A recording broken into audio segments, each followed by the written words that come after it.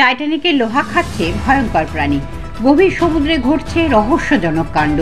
1912 সালের 14 এপ্রিল আটলান্টিকে ডুবে গিয়েছিল টাইটানিক। বিলাসবহুল এই জাহাজ নিয়ে অনেক কাহিনী শোনা যায়। এই টাইটানিকের ধ্বংসাবশেষ দেখতে গিয়ে সাবমার্সিবল টাইটান 5 জন যাত্রীকে নিয়ে ধ্বংস হয়ে গেল। টাইটানিক মানেই রহস্য, টাইটানিক মানেই শেষ অমোঘ টান। 1517 জন প্রাণ হারান সেদিন। উদ্ধার করা গিয়েছিল 700 জন যাত্রীকে।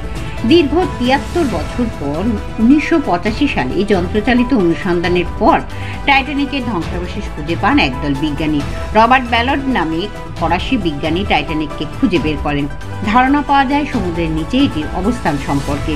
সাউদাম্পটন থেকে নিউ ইয়র্কের পথে যাচ্ছিলেন টাইটানিক। হিমশৈলে ধাক্কা মেরে ডুবে যায় বিরাট সেই জাহাজ। টাইটানিকের ধ্বংসাবশেষ নিয়েও রহস্যের শেষ নেই। এখন সেখানে বিভিন্ন সামুদ্রিক প্রাণীদের বাসস্থান। হ্যালোমোনাস টাইটানিকা নামের এক ব্যাকটেরিয়া বাসা বেঁধেছে টাইটানিকের গায়ে। এই ব্যাকটেরিয়ার নাকি টাইটানিকের মরচে পড়া লোহা খেয়েই বেঁচে থাকে। অ্যাবিসোব্রোটুলা গ্যালথি নামের এক ভয়ঙ্কর মাছের খোঁজও পাওয়া গিয়েছে টাইটানিকের সামনে। এই মাছ সমুদ্রের অতল গভীরে থাকে। কীট কৃমি খেয়েই এরা বেঁচে থাকে। দানবাকৃতর এক মাকড়সারও দেখা যায় সমুদ্রের 10,000 ফিট গভীরে। এরা সমুদ্রের তলদেশে থাকে।